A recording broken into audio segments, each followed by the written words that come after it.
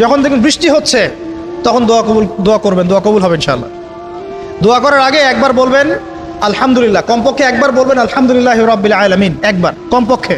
মানে প্রথমে আল্লাহর প্রশংসা করবেন, তারপর একবার দরুদ পড়বেন আল্লাহুম্মা সাল্লি আলা মুহাম্মাদ ওয়া সাল্লিম, তারপর হাত তুলে দোয়া শুরু করবেন।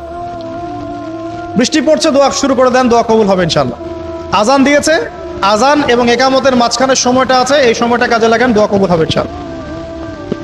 নামাজে দাঁড়িয়েছেন, সেজদায় গিয়েছেন, সেজদায় দোয়া করেন, দোয়া কবুল হবে ইনশাআল্লাহ। প্রশ্ন করে অনেকে যে ভাই সেজদায় কি বাংলায় দোয়া করা যাবে?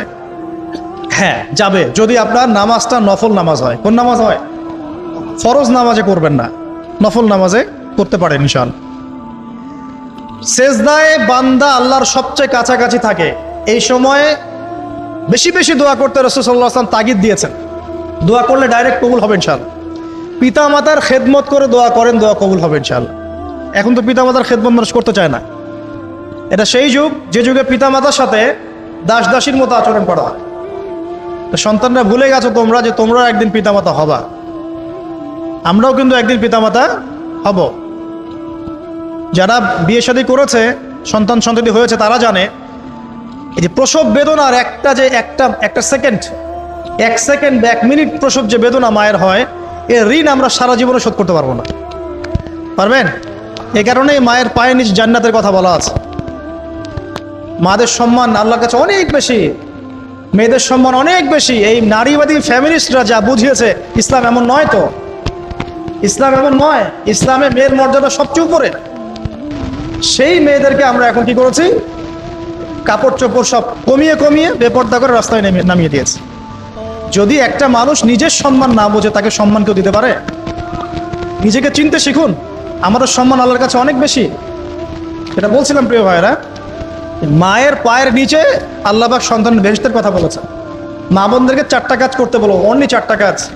5 ওয়াক্ত নামাজ যদি ঠিক মতো পড়তে পারে, 1 নাম্বার। 2, রমজান মাসে রোজা রাখে। 3 নাম্বার, পর্দা ঠিকঠাক মতো করে। আর 4 নাম্বার, স্বামীর আনুগত্য করে। ইনশাআল্লাহ জান্নাতের যে কোনো দরজা দিয়ে ইচ্ছা প্রবেশ করতে পারবে ইনশাআল্লাহ। এখানে স্বামীর আনুগত্যের কথা বলেছি, স্বামীর দাসত্বের কথা বলি না। আনুগত্য দাসত্ব এক জিনিস না। আনুগত্য মানে কি? আনুগত্য মানে আপনি স্বামীর যে কোনো ভালো কাজে আপনি তাকে সায় দিবেন, আনুগত্য। নামাজ পড়তে বলেছে, নামাজ পড়তে হবে। পর্দা করতে বলেছে, আপনি পর্দা করবেন।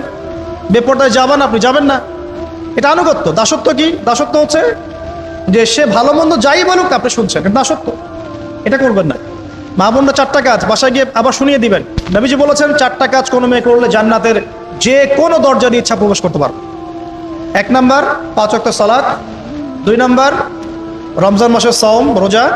3 নাম্বার, পর্দা ঠিকঠাক মতো করবে, লজ্জাস্থানের হেফাজত। এবং 4 নাম্বার, স্বামীর আনুগত্য করা।